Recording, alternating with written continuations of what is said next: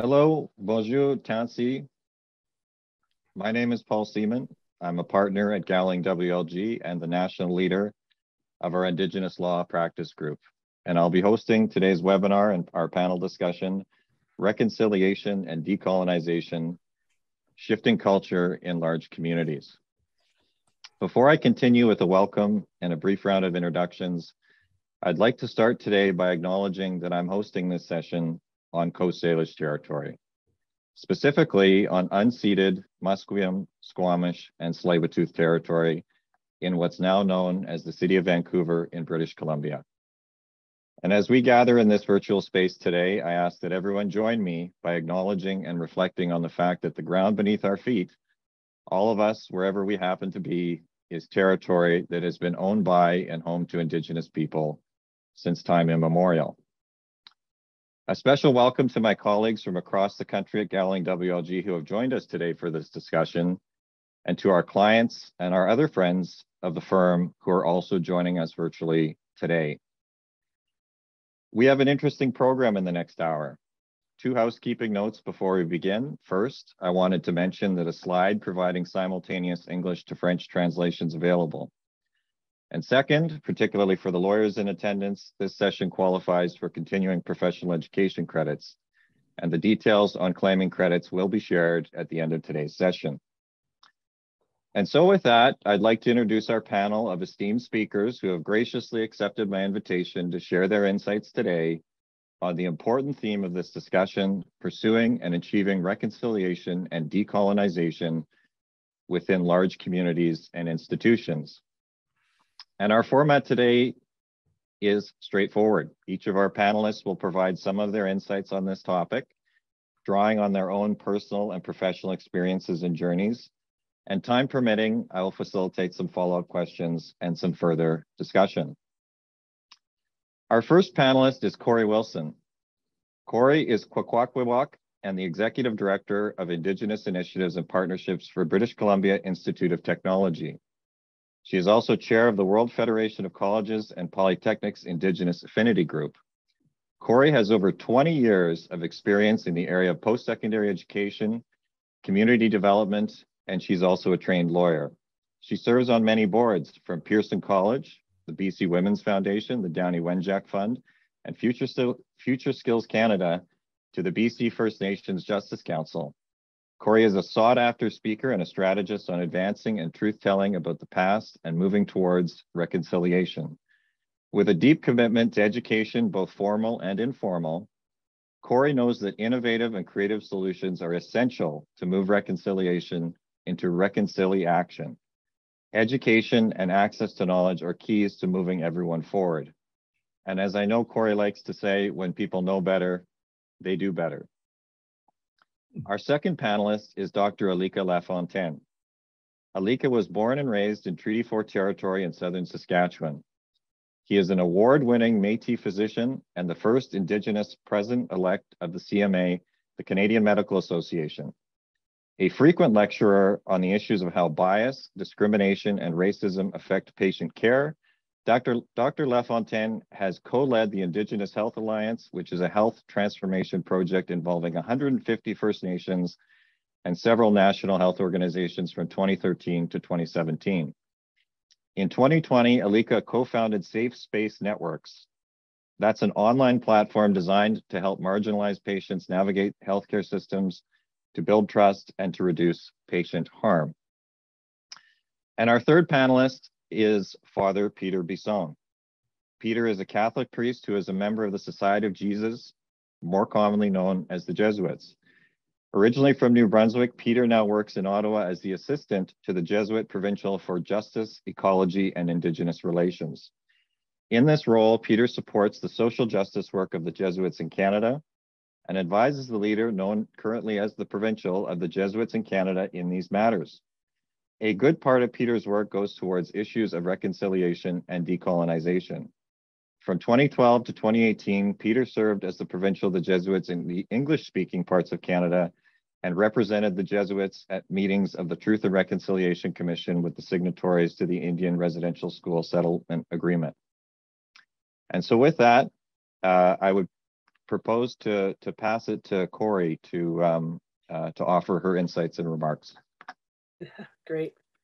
Thank you, Paul. Thank you, excuse me. Thank you, everyone. I'm coming to you today from Musqueam territory, which is the territory that UBC is on.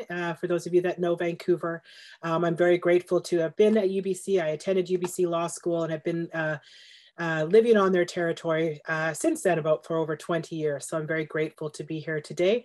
I'm Kwakwaka'wakw from Northern Vancouver Island. The photo you see behind me is a picture of my reserve looking west, Quadra Island, as part of the Kwakwaka'wakw Nation. And so we say Gila Kasla. So thank you for having me. And thanks for having this discussion. I think this is a really important discussion. The reality in Canada is that we do need institutional change. We do need change in our public spaces, our public institutions, private as well, of course. So some of the messages I really want to get across is the reality is that every single one of us has a role to play in reconciliation. Often people will tell me, well, what does that mean? What am I supposed to do? And I'm in the academy, so perhaps I shouldn't say it as I do, but the reality is we get bogged down a lot of times in the academy and the post-secondary system about what words mean. For me, reconciliation is anything that closes the gap, anything that increases and improves the lives of Indigenous people, help us become full participants in the Canadian society. That's reconciliation. And any action that moves us towards that is indigenization. So we need to get away from definitions and confining words, but getting more into actions. And part of doing that is knowing the truth. Truth absolutely has to be the foundation on everything that we do. And I actually just gave a talk earlier today, and one of the comments, conversations came up is we talk about the truth all the time in terms of what happened during the Second World War. We need to do the same for Indigenous people. Every single Canadian needs to be brought up knowing the truth of the genocide that happened in Canada. And that's not to make them feel guilty. That's not to make them feel bad, but it's to make us start on the foundation of truth. The reality is, and when we look at making change institutionally or in public spaces, one of the fundamental truths that we have to acknowledge is that there is systemic and institutional bias and racism in our institutions. It doesn't matter what institution, whether we're talking about the law, whether we're talking about post-secondary healthcare systems, we must accept that that exists. And if people will say, well, I've never experienced it, I don't believe, or they cast some kind of doubt, how else do you explain the fact that Indigenous people are at the negative end of every socioeconomic indicator? It's not because we're more criminally inclined, worse parents, or just have naturally worse health. Something is happening in our institutions. We don't graduate at the same rate as non-Indigenous people. We're overrepresented. You know, there's 55% of the women incarcerated are Indigenous. Over 65% of the kids in care in British Columbia are Indigenous. So we have to recognize that there is institutional and systemic bias.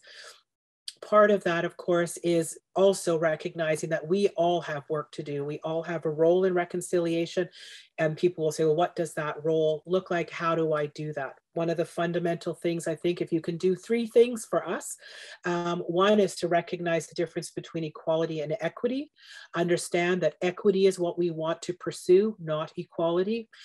We also need to reflect on our privilege. And we all have privilege, and sometimes people counter that by saying, but I grew up poor. I'm from these disadvantaged groups, so I don't have privilege. The fact that we're all on this call in Canada, in a country that is currently not at war, that is not in different states and situations that other countries are, recognizes that we have a level of privilege in Canada.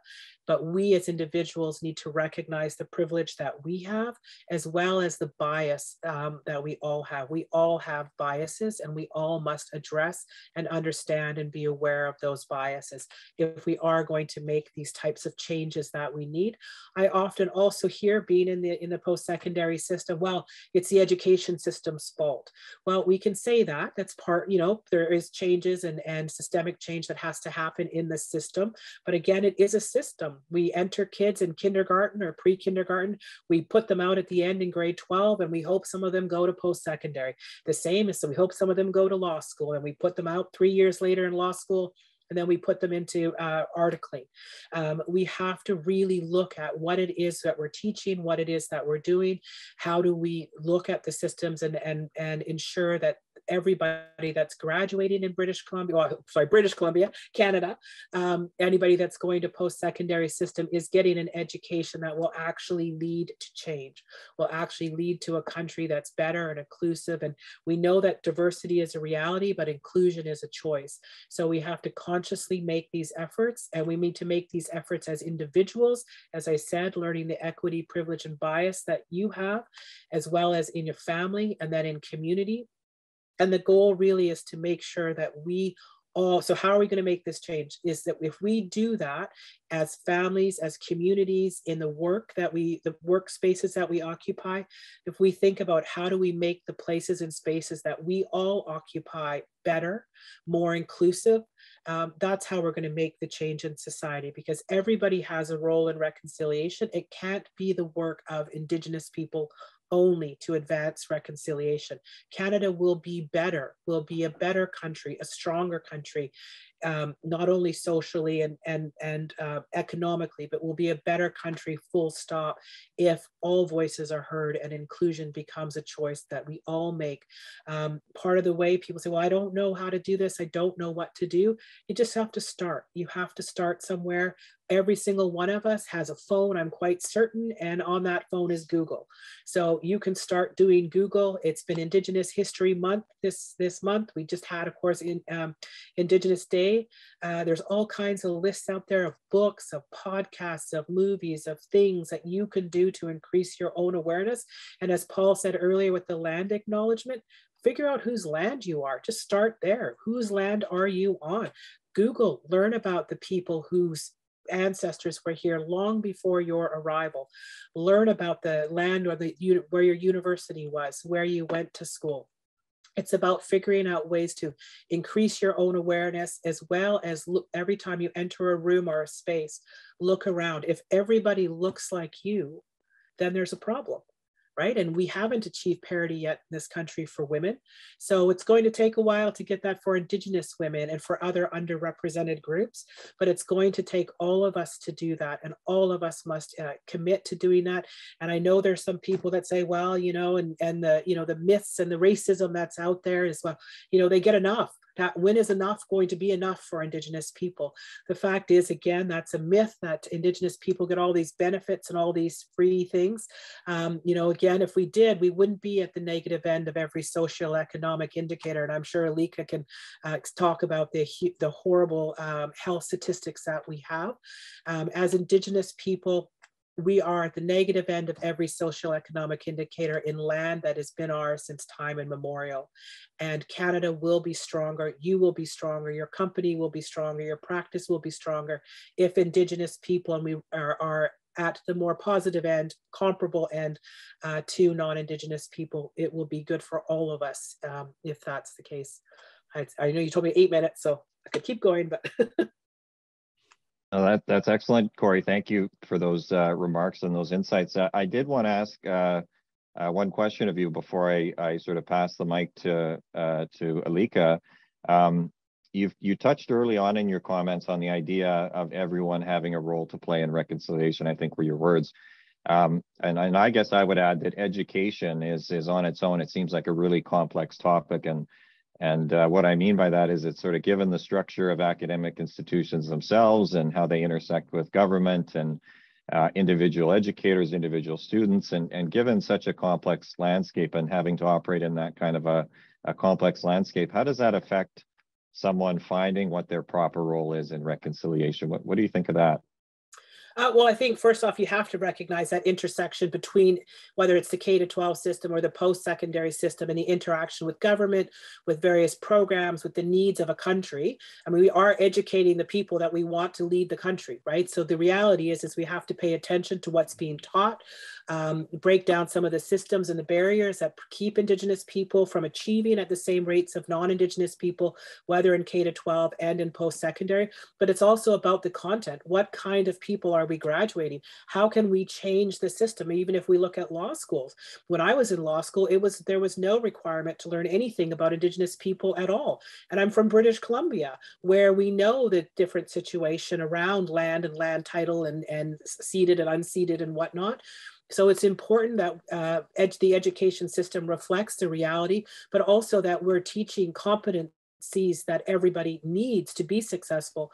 One thing that's happened with COVID is it's showing the interconnectedness, not only between and amongst us within Canada, but Canada within the rest of the world. We don't make enough PPE ourselves. We don't make vaccines, so we are interconnected. So there is a responsibility for an education system from pre-K to, the K to 16 system, often I call it. So from year 1 to year 16, if you include the 4 years of post-secondary, to not only reflect the truth, the realities, the true history of Canada, but also give students the skills to ensure that they are capable of looking through lenses that perhaps are not their own, and that they understand that we are all interconnected. And when you extend it then to the workforce and to the needs of a society and to government, is we have to be reflective of that as well. There's no sense creating programs and services in institutions that aren't going to not just lead to jobs, but aren't going to actually make change. There's very, and I know Alika talks about this, there's some very key issues that Indigenous people face. Is our education system addressing and providing solutions to those key issues? And if the research is not going to lead to that change or affect those issues, should we pursue that path? Or are we looking at things, because we know there's not enough time, there's not enough money, so we need to leverage and work together and maximize our resources together as groups. It's not just up to the post-secondary system alone. It's up to all of us to ensure that the interconnectedness is respected and valued and elevated and amplified. Thank you so much for that answer, Corey. That's maybe a good segue to pass the virtual mic to Dr. LaFontaine. Thanks, Paul. And just a note to any of the participants, I only have hospital administrators call me doctor now. So that was a great segue from Corey, just leading into some of the things that I wanted to touch on. I come for you from Treaty 8. I'm up here in Grand Prairie, Alberta, about 4 hours north of Edmonton. It's the traditional territory of the Neza, Cree, and Dene, and also the only place in Canada there's Métis settlements. And so really rich Indigenous cultures up here. I identify as a Métis physician, but my mom's Pacific Islander as well. And so Malolole, Tonshi, good morning, bonjour. I'm going to do something that doctors do all the time, which is present a bit of a slide deck. We'd like to organize our thoughts this way. But I thought I'd take a step back and maybe just go over some of the ways that we think. I give this presentation regularly to physicians across the country. I'll be coming in to be Canadian Medical Association president, so representing Canada's 90,000 plus doctors over the next year come August. And I think one of the things that's become very clear in moving forward with some of these discussions and actually transforming our country into, that next step where we can achieve that next level for everybody in the country, so no one gets left behind, is starting to think through a bit about what reconciliation means in the context of bias and something that I refer to as mental models. And this may be some things that you guys have seen before. So if you look at society, it's kind of like this, it's supposed to be like this lush green, space. You have, our social fabric, which is language, cultures, ethnicities, our rich histories, the way that we interact with each other socially and our relationships, that in our economic system, which isn't just, stock markets, but also the way that we value things. We value trust and competency and integrity, et cetera, but then also how we price things and exchange value. From all these things grow these like trees, and this is just an example of some things. There's justice, there's health, there's education, there's social supports, there's lots of different things. And we're currently in an environment where it feels like it's kind of turned into a desert. Like our social fabric feels like it's frayed or falling apart. Our economic system is obviously like crashing into a recession right now. As a result, a lot of our systems have stopped being like these lush, beautiful trees and, started to lose their leaves and feel like they're dying. I can say that especially in healthcare, there's a general sense that, our healthcare system is on life support or collapsing. And at times it actually feels like maybe things are on fire.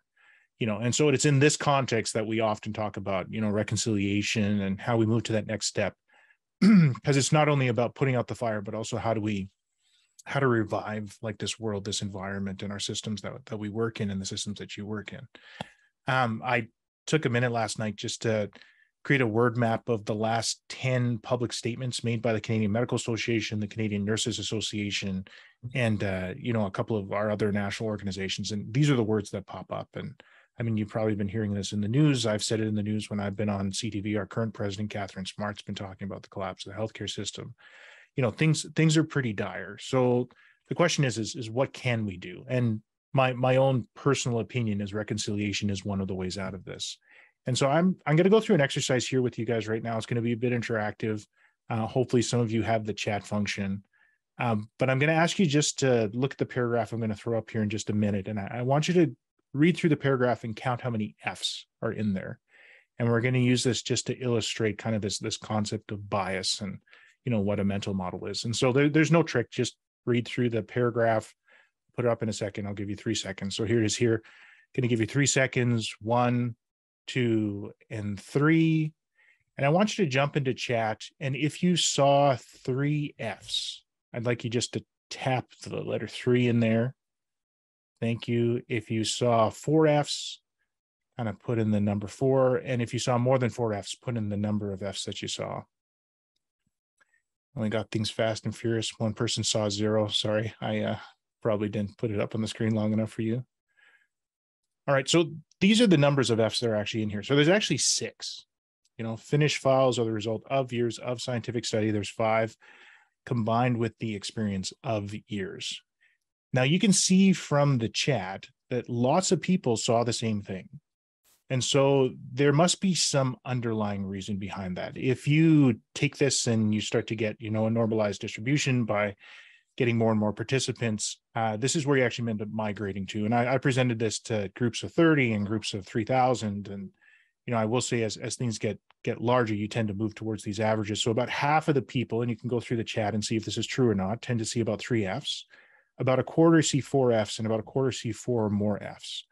And so whenever you have a shared experience and a shared outcome, there's probably a shared mental model that underlines this, and so what's the shared mental model in this case? Well, the first is that when we read paragraphs, we often read for content. So I know as lawyers and people who work in the legal field, you're probably looking for what does the paragraph actually mean? And so even though I gave you a specific task, you still try and find meaning in what you're trying to do. The second is that you skim when rushed for time. Everybody does this. You prioritize larger words because they communicate meaning. You probably skipped over the ofs. The last part is we tend to read aloud in our heads. And so the sounds of F in scientific sound very different than the sounds of when we're reading it to ourselves. Now, whenever you have a mental model that's shared, there's also people that don't share this mental model. And there are a couple groups that this actually doesn't work on at all. The first is those who don't speak English as a first language, particularly those who don't think in English when they're thinking through things. The second group, for whatever reason, is people who haven't been formally schooled through grade 4. And so I'm not sure what it is we learn in grade 3 going into grade 4, but for whatever reason, if you dropped out of the school system before grade 4, this tends not to work on you. And it doesn't work on grade 3s either. So I'm going to have you go through one more exercise. I'm just going to have you read 3 triangles, just kind of left to right. I'm going to throw that up and just give you 3 seconds here. 1, 2, and 3. I'll give you 4 for that person who only saw 0. And I'm going to have you read them one more time. So I want you to put into chat, yes, if you did not see what was in the triangles. And I'll just give you a second for that. So put in a Y or put in yes if you did not see what was in the triangles.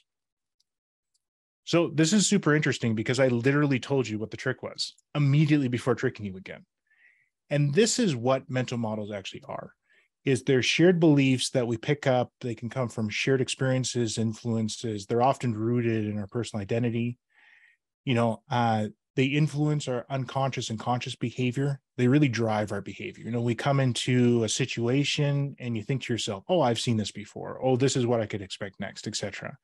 As an anesthesiologist, I walk into a room, I'm immediately looking at people's veins, right? I can't help myself. I look around the room and I think to myself, you're going to be a hard IV start. You're going to be easy IV start. I assess people's airways because that's what we do. I can tell whether or not someone looks critically ill or whether or not they look healthy. And that's just the way that my mind works because of what I do day to day. The other part of mental models is that you actually don't have to have them be true. They don't have to be logical. They don't have to be adaptive. They don't have to be realistic. The people who hold the mental models think that they are logical, think that they are adaptive, and think that they're realistic. But the reality is they don't need to be. And the final part is that with mental models, if you change those, that's actually how you change behavior. So we often talk about unconscious bias and, discrimination and how all these things are automatic. All of those things are actually rooted within some sort of mental model. Now, this is a great quote. Some of you have probably read, Atomic Habits. You don't rise to the level of your goals, you fall to the level of your systems. I would argue that you actually fall to the level of whatever mental models predominate within your social structure. And so what are the mental models that we believe about Indigenous people? Well, if you look at the very bottom here, and that's colonialism, that was a mental model that was created and promoted for the key endpoint of discriminating against a specific group of people to remove their rights to land and resources. And at the end of the day, this is really where bias, discrimination, and racism have their true harm. So bias is when we apply distortions. We all do it. You saw in the F and triangle exercises that this happens when you project bias onto another person based on their gender, their race, their age, their socioeconomic status, etc. That's what's a discrimination. Once you discriminate, plus you take something away, or you prevent something from being given to someone, that's when it becomes an ism. So the difference between discrimination and racism is when you do something that harms the person. If just in your head you have this discriminatory thought, but it doesn't actually create that harm or that loss of opportunity, I don't think it truly reaches the level of racism. And racism obviously is when you discriminate based on race, and you kind of take that opportunity away. And colonialism is what we talked about before. And so there's a lot of different reasons why we change mental models. I think that's why we have discussions like this, is we actually are trying to change the way that we think, our underlying belief systems about the world around us. In healthcare, we use a practice called reflective learning, which is really going through, how you learn about things and then reflecting whether or not that's actually taking you to the truth or taking you to the impact that you want. I may believe when you walk into an office that you look like a diabetic, but if I don't have labs to back that up, if I don't have other behaviors that back that up, if I don't have, objective things like someone's blood sugar, it's really worthless me using the bias, because I'm not putting you down the path that you need to go down. Emotional awareness is another way that we manage mental models. And then finally, cultural shifts. And so almost done here. This is a mental model that I kind of share for system change, is the Kubler-Ross change curve. I don't know if you guys have come across this before. It's often taught in MBA classes. But it's taking the stages of grief and it's putting through how people react to change. So at your very beginning is your status quo. You have something that triggers rethinking of the status quo. It's usually because of maladaptation. So something that you believed in the past that seemed to work doesn't work anymore. We saw this repeatedly with COVID. Our efficiency within the system and constantly riding that line of not having enough got completely blown up because now the demand was way higher. If you have that crisis that then leads to denial, which is this kind of intuitive knee-jerk reaction to whether or not something's true, that's where our mental models kind of live in this. If you can push through that, people start to resist the change after being motivated to change.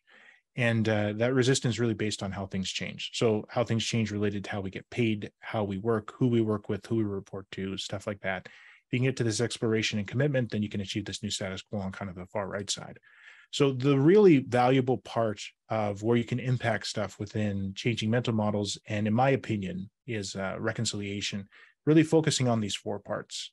If you can really define where your status quo is right now, you can define these crises that are constantly triggering you to rethink whether or not change happens. If you can unpack your mental models within denial, and you can understand how your work life is going to change as a result of those changes due to reconciliation or whatever other thing that's going to be a solution to your maladaptation, you can really end up making big changes in your system, eventually getting to your new status quo. But what often happens is we either just completely focus on the status quo, we completely focus on the crisis, or we go to this far right and we say, oh, well, once we commit, everything will be fine. But we don't put in the hard time and effort that it takes to get through our denial and our resistance. And so just at the end, I like to end with this quote. This is from Ted Kuzans, who's a past chief in Kisakous First Nation. He says, our stories are so out of the norm and removed from others' experiences that those others have a hard time believing that these things could happen. They believe these experiences are extremes. This is our status quo. For those of us that live this reality, the status quo is no longer an option for us, our children, our communities.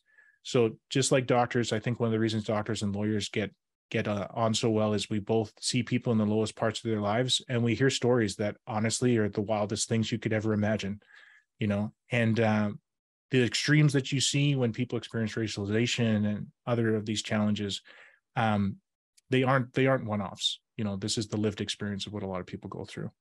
And so thanks, Paul, for bringing us together. Thanks so much, Alika. And I did have a follow-up question for you as well, and maybe picking up on this this last point of lived experiences. You know, we of course all rely on and interact with the healthcare system to some extent or another. How have you found your personal experience with the healthcare system as an Indigenous person? How has that informed your current professional roles as both a physician and now as a formal leader? Yeah, I think a lot of us go into the professions because we see our families are in need of that type of professional expertise or advice. I know growing up, my mom always said to us, you know, we need a doctor, a dentist, a lawyer, like somebody to get into these different fields. That way we can get some insider help on how things go about. I've experienced racialization with my own family, bringing them in for care. I mean, I'm very careful with how I present my children when they need help, because I'm very worried that they will kind of get put off to the side and not get seen. I have an experience with my brother, but I'll actually share an experience that I don't think I told you about before, Paul, but that was my daughter going in with asthma attack. So I knew the way that our emergency room worked. I found out who was working that night. I was kind of driving in. I was having my hand on her chest because she was like almost in status where she couldn't breathe at all. Kids, when they reach that point where they're almost in that critical point where they can't breathe, they have something called staccato breathing. So every word they have to take in a breath, you know. That's how my daughter was talking at the time. And so we end up getting there, and I'm thinking to myself, I know how this doctor works. I know he's going to take one look at us and he's going to say to himself, oh, they're just overreacting, right?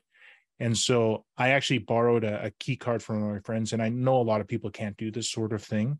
But I borrowed a key card, waved myself in. I kind of just stood there with my daughter because I knew he'd come say hi because we were friends, right? And he said hi. He heard my daughter respond, and then it triggered with him, oh no, this is something very, very serious. And ended up going inside. She was admitted to the hospital for 5 days, and eventually got through what she was getting through. But people on average don't realize that that's how you have to manage your way through the system. If I had told them what the problem was before they had their time to do their own assessment, I knew their mental model, which was they're wrong, and I'm going to resist what they told me to do until the bitter end, and that would have caused great harm for my kid. And I think as lawyers, you can see this happen to your clients. You can see this happen to each other when you go through the structures. I know those of us who experience racialization or sexism or any of the other isms, we know the ways that we need to talk and the ways that we need to act in order to get what we need out of the system. Should that exist? It should not, right? Full stop. But I think as we're changing the system, we have to appreciate that things are as they are and people need what they need. I often say to folks, reconciliation, if people weren't harmed in the process of going through these systems, honestly, none of us would care. We wouldn't have people marching in the street about having certain lives matter if those lives actually mattered when they went through the systems that they did. And so I hope that when you think through reconciliation, it's not just about having people with different perspectives, but it's also making sure that we take care of those people that are put in our charge. I think when we talk about reconciliation in healthcare in particular, it's making sure that someone can come in, just have an excellent experience and not, have people be hostile to them, have them receive all the different options that they're entitled to, and kind of shepherd them through just like anyone else. And I think what Corey said about reconciliation and, equity and equality is really, really important here. And that's the end state. The end state is not having, having things look a certain way or other things. It's having people actually experience day to day, that difference, to feel like they're not being oppressed or discriminated anymore. And I think we can get there. Thanks, Alika. And maybe this is a good time to pass the virtual mic to Peter next. Peter, please go ahead. Thanks, Paul. And Alika and Corey, it's great to be with you and with everybody else on Zoom. And I'd like to acknowledge first that I'm here on unceded Algonquin Anishinaabe territory, otherwise known as Ottawa. So from the late 1980s, in our relations with Indigenous people, the Jesuits in Canada have been traveling on a trajectory from indignation to partnership, I think. So the Jesuits first had to get over our uncritical and naive view of ourselves. Then we had to learn to say we're responsible and we're sorry. And then we learned to say we need your help. So before I describe this often painful but always fruitful journey, I'd like to explain a little bit of context. Paul said something to you in his introduction about my leadership roles while the TRC was working. And I just want to add that the Jesuits were not party to the IRSSA because we had an earlier agreement about our residential school. Nevertheless, the TRC chair, Justice Mary Sinclair, invited us to participate in the meetings in addition to the main Catholic representatives, which was a temporary organization called the Corporation of Catholic Entities, party to the Indian Residential School Settlement. People just say Catholic entities. The Jesuits had one residential school in Spanish in Ontario, St. Peter Claver School for Boys, which later became known as Garnier College High School. It closed in 1959. Today, we continue to work as pastors in Indigenous parishes in the region, Manitoulin Island, North Shore of Georgian Bay, and Thunder Bay. And most of the Indigenous people who we work with in ministry are alumni of that school and of a neighboring residential school for girls that was run by a group of nuns. We also participate in Cattery Native Ministry in Ottawa and support two Indigenous-focused middle schools in Regina and Winnipeg, Mother Teresa Middle School in Regina and Gonzaga Middle School in Winnipeg. So now I'd like to get into a little bit of the Jesuit journey. So on my very first day as provincial religious leader for the Jesuits, in May 2012, I went to a TRC event in Toronto. There, survivors gave public and private testimony to their experience of residential schools and to the lingering effects of that experience. I'd been advised that the Catholic Church would not be very present at the gathering, so it was important that I go and that I'd be seen as a priest. So I showed up in a clergy suit. I quickly realized that I'd made a terrible mistake. Instead of being a symbol of welcome, reconciliation, and peace, I was a trigger for traumatic memories. I tried to dress down by taking off my jacket, rolling up my sleeves, removing the white tab from my clergy shirt, but I could still see a negative impact on people's faces. I felt ashamed and uncomfortable to be a priest, and I had to struggle against the temptation to stay with other church people. I realized, though, that it was good for me as a church leader to experience these feelings. I was also surprised that despite the pain that I was triggering in Indigenous people at the gathering, no one was rude to me, everyone was polite, and some were even welcoming. This melted my heart. Now, the courage to endure my minor discomfort and shame came from an earlier transformation in the Jesuits. In the late 80s and early 90s, we began to hear complaints about sexual abuse in our residential school and in the Indigenous parishes where we worked. At first, we didn't want to believe them. And when we wouldn't listen, people sued us. We reacted defensively, and we used the law as a weapon. We were indignant. We lost a lot of money. After a while, however, we began to realize that we were treating old friends like enemies. We began to listen a little bit more seriously. And after noticing consistent patterns and learning other data, we were starting to recognize that most of the allegations were probably true. We then started to take responsibility for the harmful actions and to offer help to the victims if they wanted. While this change of attitudes didn't come overnight, it meant we were no longer putting ourselves, our legacy, and our assets first, and we're starting to put the victims first. We replaced our defensive risk management approach with a victim-centered pastoral one, or at least we tried to. At this point, I think we were starting to move from indignation towards reconciliation, change in mental model. Over time, we also noticed that people in the communities where we work were not asking us to leave. Indeed, after we learned to say we're responsible and we're sorry, our relations even seemed to improve. We'd passed through the narrow door of truth, and on the other side, we found, to our surprise, new relations. One commentator on reconciliation has observed, the truth will set you free, but first it will make you miserable. It's true, but the freedom on the other side of the misery isn't simply freedom from appropriate guilt and shame. Rather, it's the freedom to be with the people you harmed, if they accept you there, and the freedom to move forward together as possible allies and partners. We learned that once painful truths were spoken sincerely and heard seriously, then we were welcomed in new ways, but in ways that were no longer mainly on our terms. The new freedom was a decentering experience. In 2015, the Jesuits in the English-speaking parts of Canada organized a large spiritual discussion exercise to try to figure out how God was calling us forward. This brought together Jesuits and others who were leaders in our ministries from across the country. The top priority that emerged was spirituality, which is no surprise. The second priority that emerged, however, was a surprise. It was Indigenous relations, not Indigenous ministry, but Indigenous relations. This meant a commitment to seek right relations with Indigenous people and possibly partnerships in all that we do, whether it was schools, higher education, social justice NGOs, parishes, etc. The commitment was built around the insight that Jesuits in Canada are our best selves when we are in right relations with Indigenous people.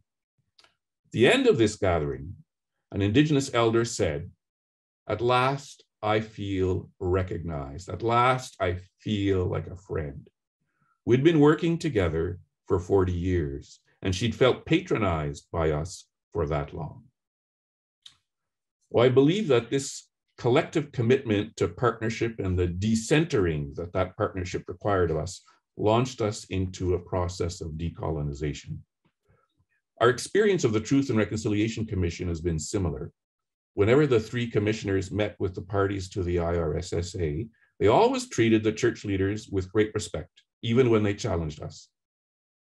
They could have treated us in an adversarial way, as though they were the plaintiffs and we were defendants in court. Instead, they treated us like we were potential partners in the long work of reconciliation and partnership building. It took us a long time to recognize this invitation, especially in a Catholic church. Church leaders are used to being on the preaching and teaching side of the power dynamic, and we like being seen as good people, nice people.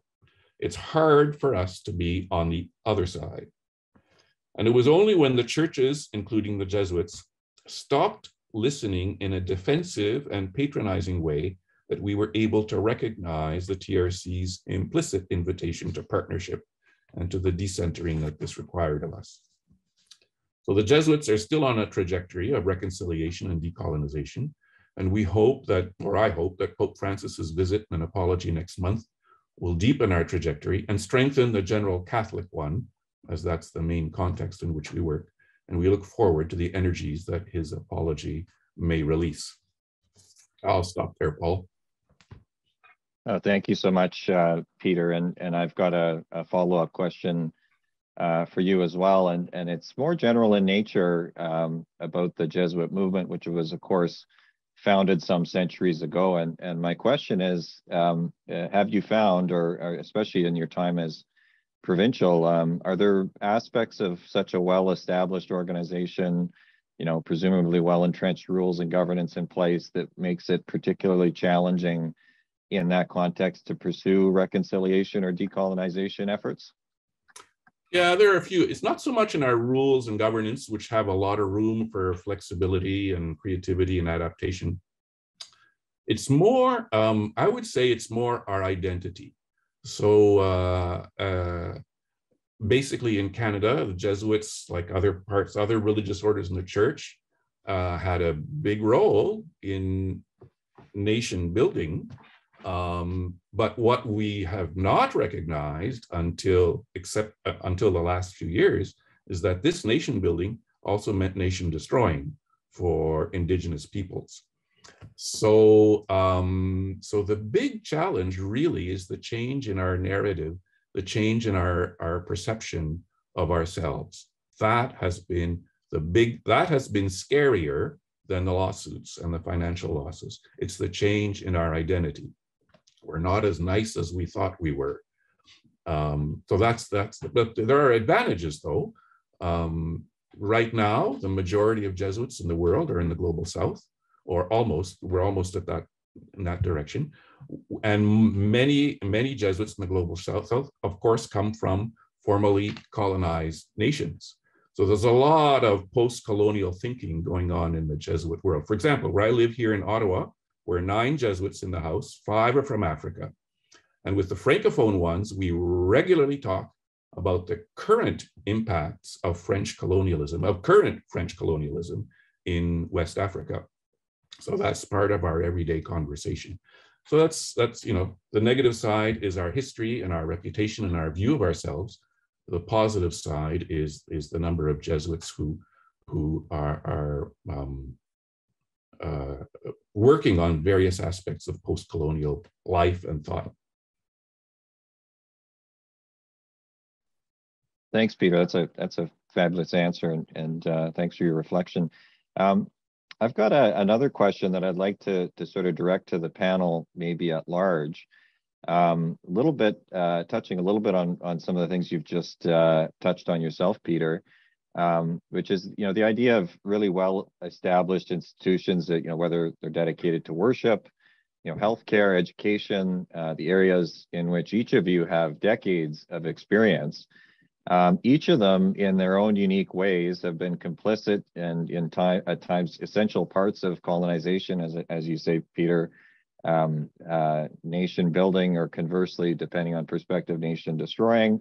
And there have been significant histories built of harmful action towards Indigenous communities. So in large part today, you're speaking to an audience that's connected to the legal community or the legal sector.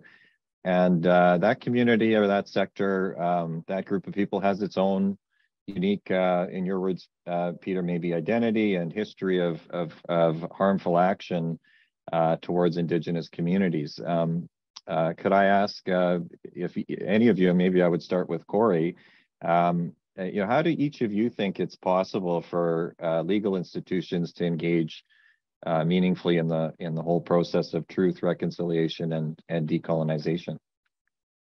Well, I think definitely, one of the primary places is the legal institution. It's the laws that got us into that. It's the law that still requires me to carry a card in my wallet that says I'm a status Indian. It's a law that requires me to have to go into a different healthcare system or a different authority that adjudicates my healthcare in British Columbia. I'm separate and apart because of certain sections in the Constitution and because of an Indian Act that controls my life from cradle to grave. So again, it goes back to the truth where everybody has to recognize the role that law has played and continues to play in the oppression and the control of Indigenous people. Yes, there have been great advancements. Yes, we've done, alternative sentencing, Gladue, some advancements in self-government agreements and various things like that. And, we see Indigenous ways of knowing and being affecting, making changes in family law, making changes in some criminal processes and things like that. But we have to acknowledge and recognize the role that law has played, again, going to that truth, and then recognizing how can we do things differently in law. And when we're looking at opposition to Indigenous people, or we're looking at what, the Supreme Court Canada says, or how we enact what the duty to consult and accommodate means, it's thinking differently and recognizing that we are in this situation because of the laws that and the way Canada interacted with Indigenous people pre-Confederation and post-Confederation. And again, there's an Indian Act that controls my life from cradle to grave, and I have to carry a card in my wallet. I could get rid of that card, throw it away, never tell anybody I'm Indigenous. But the government of Canada will not allow me to give up that identity. I will always be on their roll. Of course, if I was born and before 1982, in terms of marriage or whatever, I would have been taken off their roll. But so it's recognizing, but more than recognizing that, it's recognizing the power that you have to make a difference or to do something in a different way. And if you don't know how to do it, it's seeking out, and as Peter said, having those discussions around colonization with the global South. In the case of lawyers, having those discussions with your partners, with your friends about how, whatever particular bar you're in. how can we do this differently? What are the positives and the things that were within my area of control, and actually actioning on that and working towards that? It's, you can go all the way back to thinking about, how do you recruit for law, for articling students? How do you do those types of things? It's rethinking the ways that we do those things and changing things systemically, and having the courage. And we can't have safe spaces anymore. We need bold and courageous, uncomfortable conversations, and we must do better, and we can do better, but we have to all intentionally do better. Thanks, Corey. Alika, maybe, or Peter, did you have something you wanted to add? Alika, you go ahead. Yeah, thanks, Peter. So, I mean, this is a great conversation. You know what this has me thinking about is a couple comments that were brought up by Peter and Corey. I think when we're confronted with the bad things that we've been involved in, our initial reaction is like resistance and denial, right? It is just a human response. And I think when you work really, really hard for somebody, whether you're a lawyer who spent hundreds of hours on a case, or, a doctor who's, been on call for the last 36 hours, when you're confronted with things that you've done that have harmed the people around you, it's hard not to take it personally because you're working so hard, right? And it really cuts to the core of how you identify who you are. And I imagine, Father Peter, when you went through that experience, I mean, you've dedicated your life to Christ and, trying to create good in the world. And now you're being told that, you've inherited this inheritance of creating harm for the very people that you actually do literally care about. And so that identity piece, I think I can't underline that enough. That's something we all have to work through. The hardest part with dealing with a physician who has created harm in a patient situation is them realizing that they did a bad thing, but they're not inherently a bad person. That's not to say not that everybody's not a bad person. They can't be a bad person. They can, but it's just recognizing and giving that space that, hey, we can still respect each other as we kind of muddle our way through trying to figure out how to resolve things.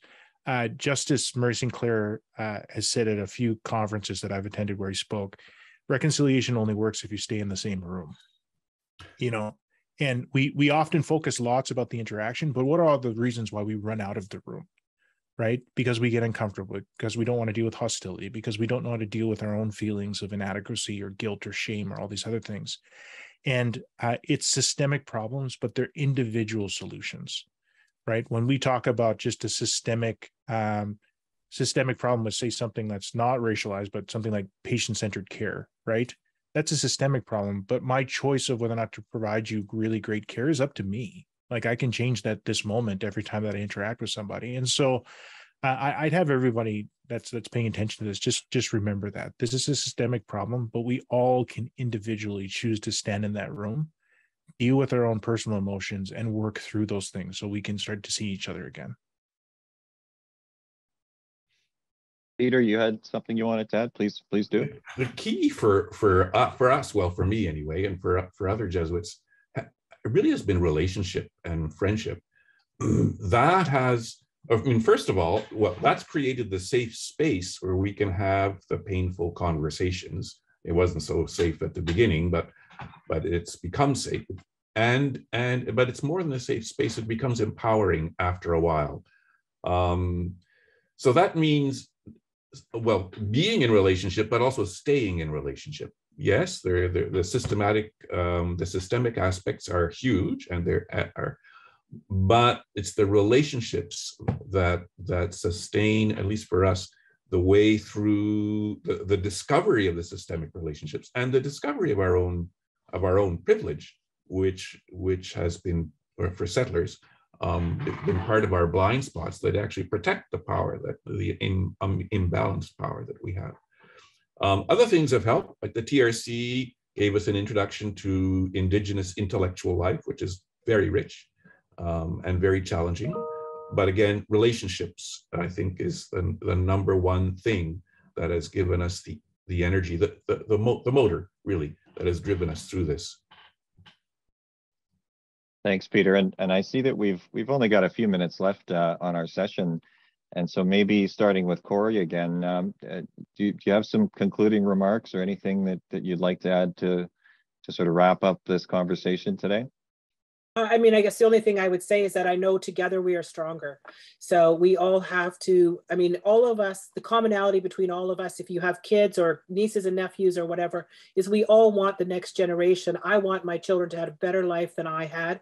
So we need, the only way we can do that is if we all work together to ensure that that is the case. And we all make the places and spaces we occupy better.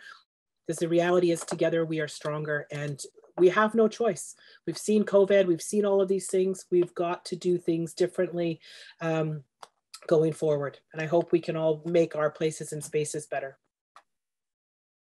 Thanks, Corey. Alika, did you have something you wanted to add to wrap up?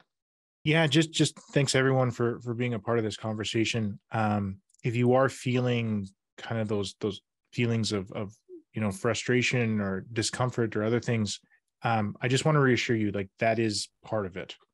You can't work around these feelings. You have to work your way through them. And then remember that this is what comes up when you're actually dealing with reconciliation. If you're not uncomfortable, you're probably not doing it right. Peter? Yeah, I'll second that. Just to take Corey's words there, together can be quite challenging, but boy, is it ever worth it. So don't be, the pain is painful, but don't be afraid of it. And there are no shortcuts. Thanks so much, Peter. And I think looking at the clock, it looks like that's about all the time we have for today, unfortunately. But before we do end our session, and I see the CPD information's on the screen, I did want to acknowledge and thank Shireen Samuels, who's the director of our EDI programs here at the firm, and her colleague Miranda Martini, manager of EDI, and Shannon Wadsworth, the events specialist at the firm, and their respective teams for all of the assistance they gave me in putting this session together. And of course, thank you so much to our three panelists, Corey, Alika, and Peter, for so graciously giving us your time and your insights to us today. And thank you to everyone who's joined us virtually today. So enjoy the rest of your day, everyone. Thanks, Paul, for calling us together too.